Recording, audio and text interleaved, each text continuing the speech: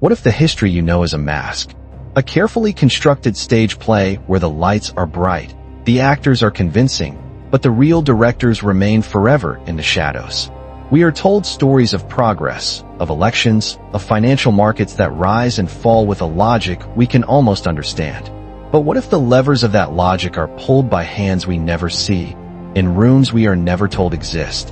What if the most profound discovery in human history was made decades ago, only to be immediately classified, buried, and weaponized by a global elite whose one true allegiance is to power itself? This is not a story about what might be. This is a story about what we have been forbidden to know. It begins not with a bang, but with a whisper. A satellite, a silent god orbiting the serene blue curve of the Earth, glimpses something impossible. Deep beneath the granite teeth of a remote mountain range, a cavity exists that has no business being there. It is not a natural cavern. Its geometry is too perfect, its resonance too strange. And in the hushed, sterile halls of power, an algorithm flags an anomaly, the same impossible signature detected once before, deep beneath the sands of Iraq, just before a war began. The game, it seems, is afoot once more. But to understand the game, you must first meet the player no one saw coming. The story's unlikely heart is found in the muted, gray-blue light of a modest Romanian home, a world away from satellites and secrets. Here lives a boy named Cesar, a child who arrived in the world in silence. He did not cry at birth. As a toddler, while other children played with wooden toys, he would sit with a blank expression, his dark, unblinking eyes seeming to gaze at a world beyond the peeling wallpaper. Then, at the age of 3, the silence broke. He began to speak, not in the simple words of a child, but in the complex, philosophical sentences of an old man, discussing concepts of cosmology and spirituality that left his bewildered parents speechless. His mother, her hands trembling as she held a pencil, watched him sketch perfect, interlocking circles, a language of pure geometry flowing from a mind that had not yet learned to read.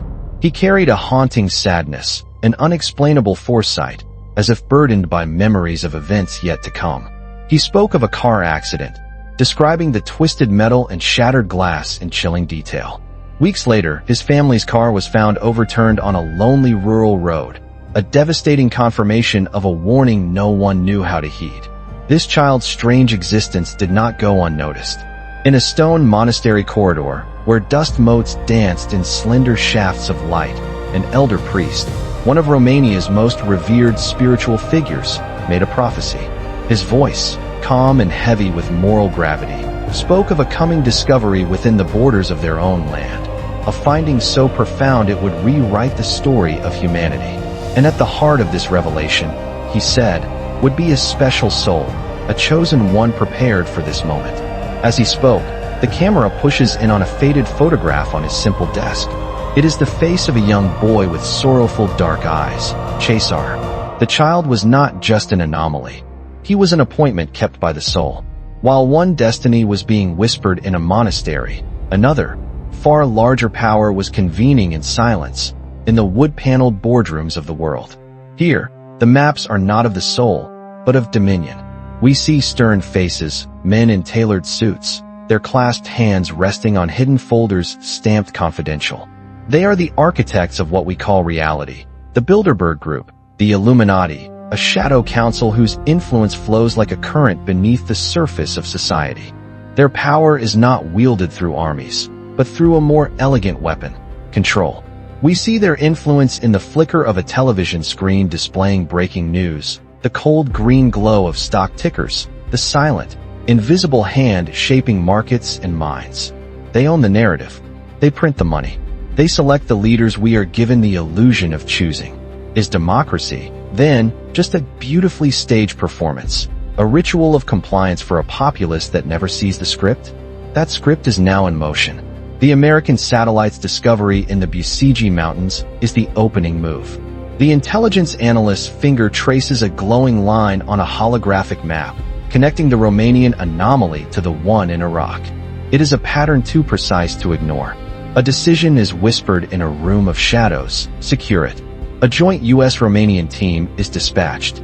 We see them on the mountain, rugged scanners placed on rocky soil, military precision colliding with an ancient mystery. They drill. Using advanced plasma technology, they bite into the granite, carving a tunnel of smooth, glassy walls that seem to hum with a life of their own. A squad of soldiers advances cautiously, their helmet lamps cutting through the darkness, their boots echoing as if walking into a cathedral. And then they find it. Not a wall of stone, but a shimmering, invisible barrier of pure energy. A soldier's scanner spikes wildly before shorting out in a shower of sparks. 3 men, acting on instinct, extend their hands. A violent burst of blinding light swallows them whole. They collapse, lifeless, before a wall that isn't there. The mission has hit a dead end, a guardian that cannot be breached by force. The most powerful military on Earth has been defeated by silence. And in a quiet room, a phone rings. A calm, authoritative voice makes an unusual request. They need the boy. They need Cesar. Force had met its limit. At the end of a tunnel carved by humanity's best technology, a squad of its best soldiers stood defeated by a wall of silent, shimmering light. Their fallen comrades lay as still as statues, a testament to a power that did not need to announce itself. Engineers clustered around dead consoles, their expertise rendered useless. Every system had failed. Every theory had collapsed. The atmosphere in the tunnel was a cold mixture of stale air and raw fear, a place where military discipline had frayed into primal survival instincts. The order to stand down crackled over the comms, and the men retreated, leaving the impossible barrier humming softly in the darkness. The message was clear. This door would not be kicked down. It was waiting for a key. That key arrived not in an armored vehicle, but in a simple civilian car. Cesar, now a young man, walked calmly into the tunnel, his composed eyes and relaxed shoulders a stark contrast to the armed soldiers who parted for him in disbelief. He wore no armor, carried no weapon. He approached the shimmering, invisible wall that had claimed 3 lives, the air around it still seeming to ripple like heat haze. A low, resonant hum deepened as he drew near, the barrier's faint bluish haze brightening into a liquid gold. He did not hesitate. He extended his bare hand. The moment his fingers touched the shimmering space, it did not resist. It yielded. Concentric waves of golden light spread outward like ripples in a pond as the barrier recognized not an intruder, but its intended visitor. With a soundless parting of light, the invisible wall dissolved, revealing a vast, dark passage beyond. The soldiers stared, their weapons lowered, their faces pale with an awe that crushed all skepticism. The years of prophecy, of training, of secrecy had converged on this single, quiet moment. The boy who was promised had opened a gate that had been sealed for 50 millennia. The chamber beyond the first barrier was not a cavern, but an antechamber. A massive, polished stone wall loomed 30 feet tall, its surface perfectly smooth except for a single, faintly glowing triangle carved at its center. This was a second door, a test of knowledge, not just presence. As Cesar placed his fingertip on the glowing glyph, hairline cracks of light spread across the wall like veins. With a low grinding sound that vibrated through the floor, the colossal stone blocks slid silently apart, revealing the entrance to the grand gallery. What they stepped into defied all known architecture. It was a corridor nearly 90 feet long, its walls translucent and curving seamlessly upward to a vaulted ceiling, all of it pulsing with a soft, shifting, bioluminescent glow of turquoise and pale green. It felt less like a building and more like the inside of a living organism.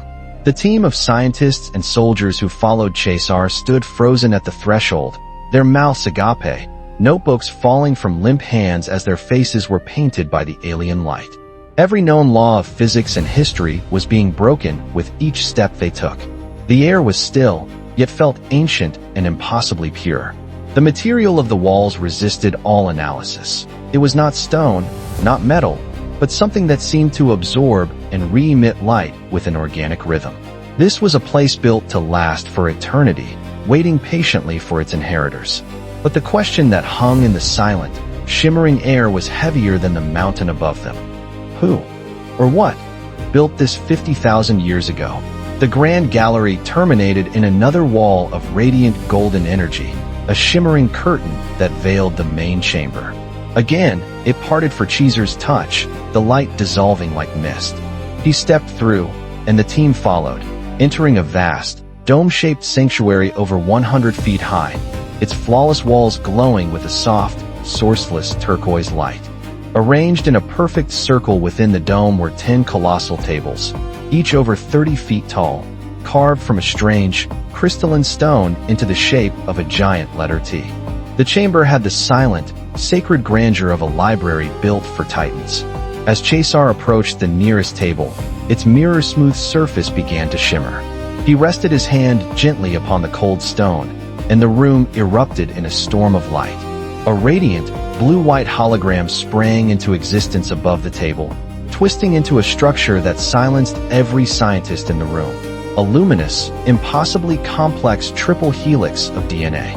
As he moved from one table to the next, each responded to his touch, awakening an archive of forbidden knowledge. A vast holographic star map expanded above them, showing galaxies, constellations, and glowing routes connecting luminous points, a map of civilizations spanning light years. Another table projected a storm of brilliant, floating equations, a vision of physics so advanced it appeared as magic. Another showed schematics for sleek, curved spacecraft that assembled themselves from pure light. Another revealed a cosmic menagerie, a holographic catalog of diverse alien creatures from across the universe. At the center of the chamber, a strange, organic-looking podium rose from the floor, pulsing with faint, bioluminescent veins. When Caesar touched it, the entire archive ignited at once. All 10 tables projected their knowledge simultaneously, the beams of light intertwining above into a vast, cosmic web that filled the dome with a symphony of color and sound. At that moment, a signal was sent. Deep in a military command post, alarms blared as operators saw 2 energy signatures flare to life, one in the Bucegi Mountains and a second, identical one, deep in Iraq. The 2 sites were not separate discoveries. They were part of a single, planetary network. But the final table held the most profound and terrifying secret. It did not show distant stars or abstract physics. It showed Earth. It projected a scene from our own deep past, a desert landscape where primitive, ape-like creatures huddled in fear. A colossal, silver craft descended from the sky, bathing the creatures in a divine, golden light. Tall, luminous beings with pearlescent skin and piercing azure eyes walked among them. And then, the archive showed the mechanism of our creation. A holographic display depicted the primate's double helix DNA being deliberately merged with a third, luminous strand from the visitors. The result was a new being, a perfect, upright form glowing with nascent intelligence. Adamu, the first engineered human. The explorers in the chamber stared in stunned silence, their faces illuminated by the glowing form of their true ancestor. Every textbook, every religion, every story they had ever been told about their origin was a lie. They were not the product of chance evolution alone. They were an outcome, an experiment. Their very biology had been rewritten. The final, horrifying question hung in the silent, glowing chamber, a truth from which there was no retreat. Are we truly human? Or are we something else entirely? The silence in the dome was absolute, broken only by the soft, harmonic hum of the projections. The team stood frozen, their faces bathed in the golden white glow of Adamu, the archetypal human, a being sculpted not by evolution alone, but by the deliberate hand of an intelligence beyond the stars. The question, are we truly human, hung in the air, heavy and unanswerable. As if in response, the hologram of Adamu dissolved into shimmering particles, and the projection on the central table expanded, swallowing them into an immersive, sensory history. They were no longer observers, they were witnesses. The scene that formed around them was the Earth of a forgotten age. The sky was a deeper, richer blue, filled with unfamiliar constellations. The air felt cleaner, more electric. On a desert plateau, under this ancient sky, a colossal craft hovered, its curved, gleaming hull shimmering like molten silver. Radiant beams of light cascaded downward, illuminating a tribe of primitive hominids, our ancestors, who cowered in terror and awe. From these beams descended the architects of our species. They were tall, luminous humanoid figures with elongated limbs and piercing azure eyes, their skin shimmering with a pearlescent light. They were not conquerors. They moved with the serene, purposeful grace of creators. The hologram focused on a single interaction, a luminous being gently placing a glowing hand on a primate skull. A cascade of light enveloped the creature, and the projection zoomed into the atomic level, showing a double helix of DNA as it was gently unwound and rewoven with a third, radiant strand. It was a process of breathtaking precision, a transformation as artistic as it was scientific. The result was the birth of a new lineage, the first true humans, sculpted by hands not their own. But the story did not end there. The holographic archive revealed that this new humanity was deliberately split into two distinct branches. The projection showed the DNA model splitting into two luminous paths. One branch, labeled with glowing symbols as the ENL, retained a stronger connection to their stellar creators. They were depicted as taller, more refined, with ageless faces and an innate understanding of cosmic principles. They were the teachers, the rulers, the priest-kings, the beings who would be remembered in myth as gods and shining ones. The other branch, the Yenke, was engineered to be more robust, more resilient, more deeply tied to the earth itself. They were the builders, the laborers, the artisans, the strong hands and steady hearts whose toil would carve civilizations from the stone and soil of the planet. The hologram showed them living in a symbiotic, yet hierarchical society, the luminous ENL guiding from radiant cities of crystal, while the sturdy Yenke raised monuments and tended the fields below. It was a vision of perfect, engineered order. That order had a name and a home. The projection pulled back from the close-up of society to a global view, revealing an Earth with different coastlines, a world before the great ice sheets melted. At its vibrant center, rising from the ocean, was a breathtaking island continent of concentric rings of land and water, Atlantis. It was not a single city, but the radiant hub of a global civilization. The hologram swept through its gleaming canals, past crystalline spires that seemed to sing in the light, and over bustling harbors where ships with no sails moved silently across the water.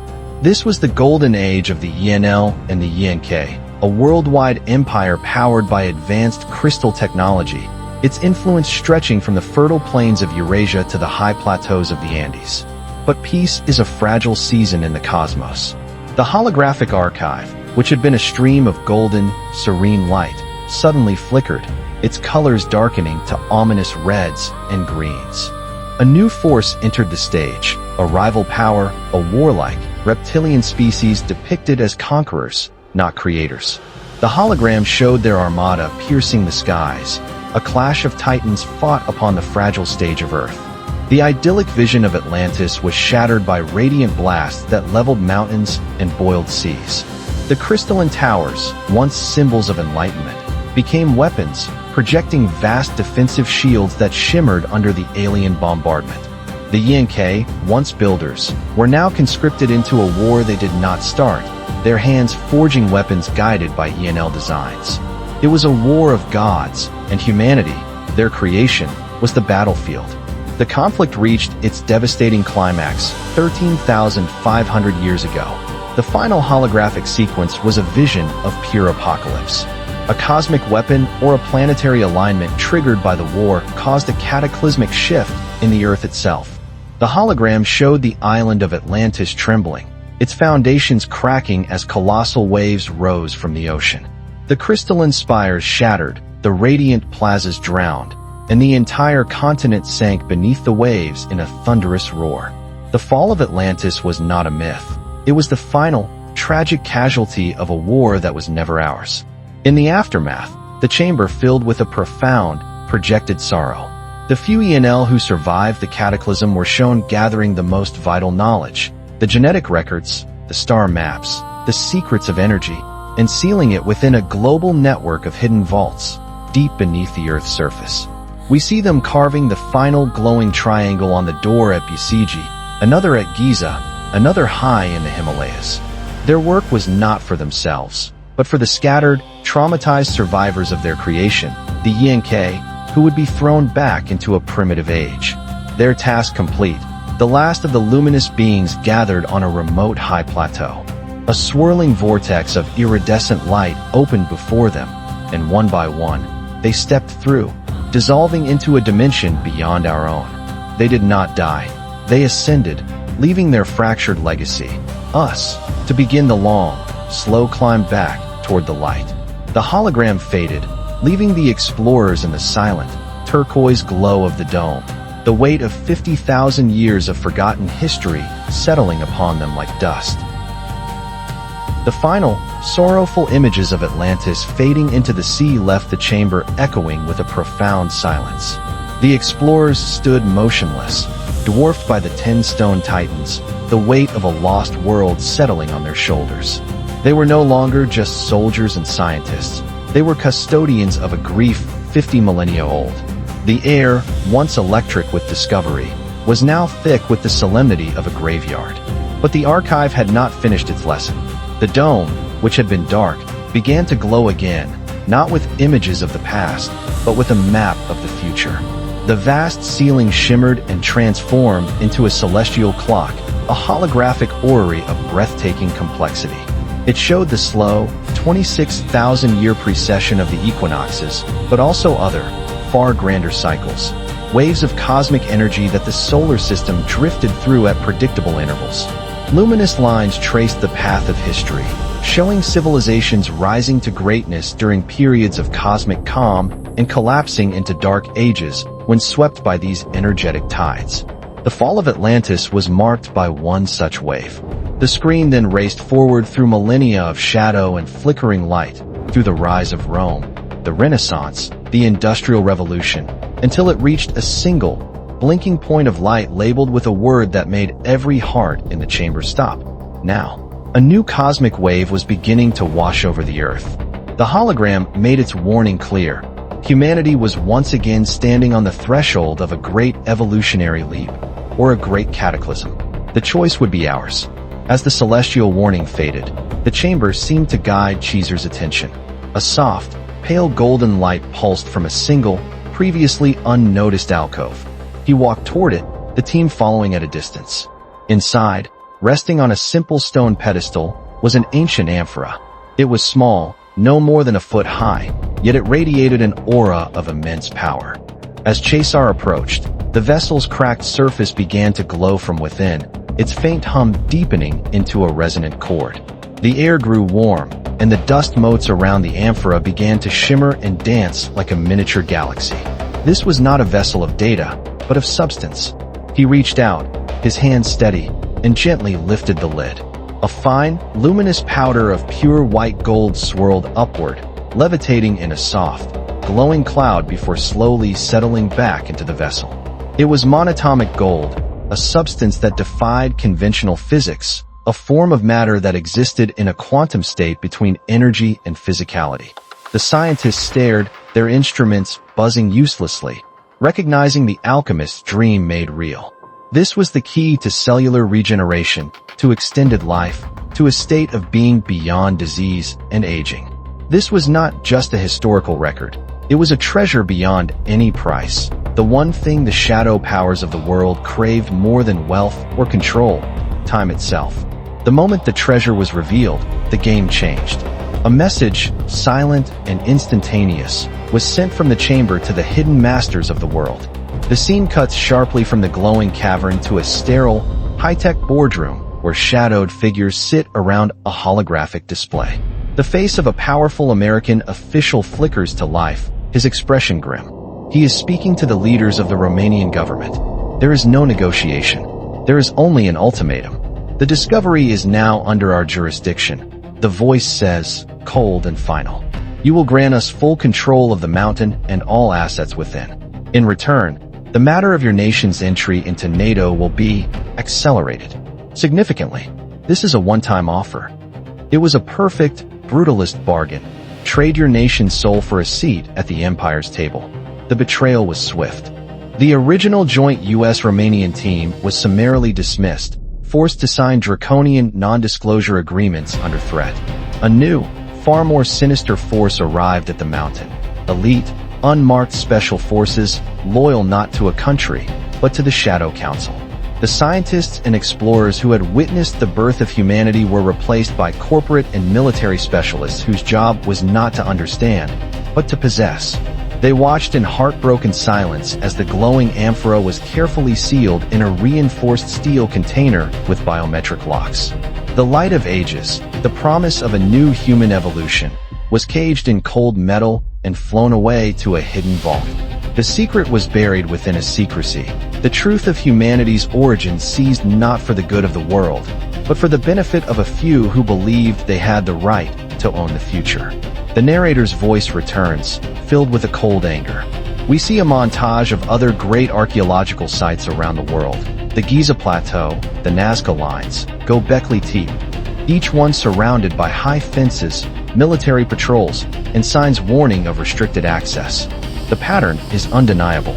Every time a door to our true past is about to open, it is slammed shut and placed under military guard. The camera holds on the now-sealed entrance to the Bucegi facility, a scar of concrete and steel on the beautiful mountain. The final, haunting questions are posed. Why is every significant archaeological discovery immediately deemed a matter of national security? Does humanity have the right to know the truth about its own origin?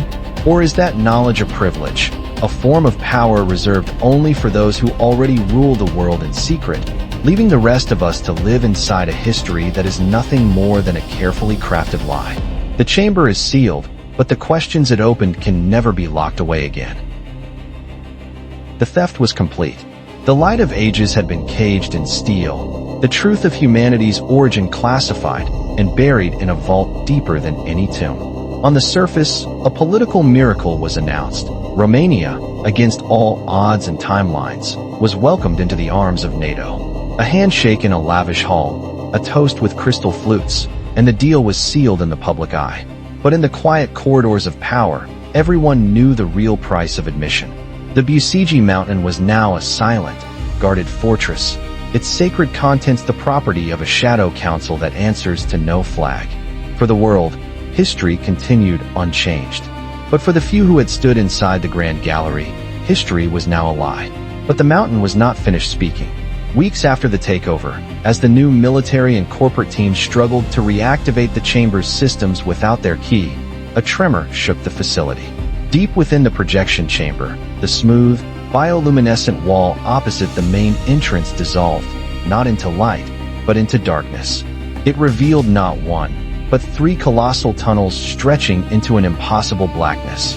Each tunnel was a perfect circle, 20 feet high, its interior glowing with a distinct, spectral light. One pulsed with the warm, amber glow of desert sun, another with the cool, serene turquoise of a mountain sky, and the third with a shimmering, silver-white radiance that felt both ancient and alive. The chamber, it turned out, was not just a library. It was a gateway. Holographic projections materialized above the entrance to each tunnel, displaying glyphs that morphed into recognizable landscapes. The amber tunnel showed the sands of Egypt. A glowing line connecting the Bucegi range directly to a hidden point beneath the Giza Plateau. The turquoise tunnel revealed the soaring, snow-capped peaks of the Himalayas, connecting to a legendary, hidden sanctuary in Tibet. And the silver-white tunnel, it showed no recognizable surface. It plunged deep into the earth, connecting to a vast, hollow interior world illuminated by a central, radiant sun, a world of myth, Shambhala, made real. The builders had not just left a record. They had left a network, a subterranean nervous system stitching the planet's most sacred and secret sites together. This revelation sent a shockwave through the intelligence community. The narrator's voice returns, somber and insistent. We see a montage of other historical enigmas, now cast in a new, chilling light. Thermal scans of the Giza Plateau, revealing impossible voids and tunnels crisscrossing deep beneath the pyramids. The sophisticated 12,000-year-old megaliths of Göbekli Tepe, a site whose existence rewrites every textbook, yet whose discovery is downplayed and controlled. We see government spokespeople at press conferences, skillfully dodging questions, presenting sanitized charts, and using a vocabulary of dismissal. A global pattern of suppression becomes terrifyingly clear. We have been systematically prevented from knowing the true, interconnected history of our own planet. The camera pans across the faces of powerful figures, politicians, billionaires, military leaders, seated in shadowed chambers. The question is no longer about a single mountain in Romania, but about the very nature of the history we are taught. Who decides which discoveries are shared and which are buried? Who decides what humanity is allowed to know about itself? The story of Bucegi is not an anomaly. It is the key that unlocks the entire architecture of control.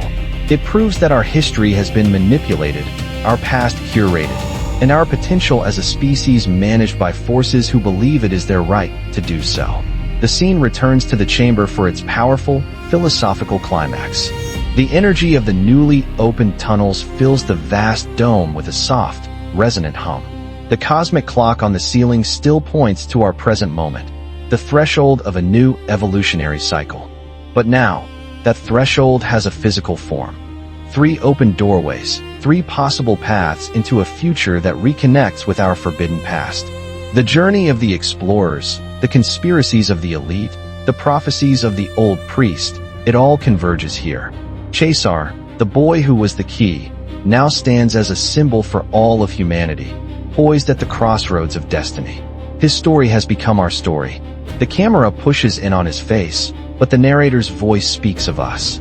We are a species with amnesia, living in the ruins of a forgotten golden age, manipulated by shadow powers, and created by cosmic architects whose motives remain unknown. The holograms have shown us our genesis. The tunnels now offer us a path. But where does it lead? To the wisdom of the gods? To the truth of our own power? Or simply to a different room in the same prison? The film does not answer. It closes with a haunting montage. A child in a field looking up at the stars. A historian in a dusty library tracing a line on an ancient map. A soldier on a lonely guard post staring into the dark. A protester raising a banner with a simple, golden triangle. All of them are asking the same questions, the questions left by the chamber. Who are we? Visitors on our own planet? Children of a cosmic diaspora? Or are we simply the beautiful, tragic, and profoundly manipulated subjects of a grand experiment whose purpose we may never know? The camera pulls back from Earth, a swirling blue marble in an infinite, silent sea. The story is over, but the question has just begun.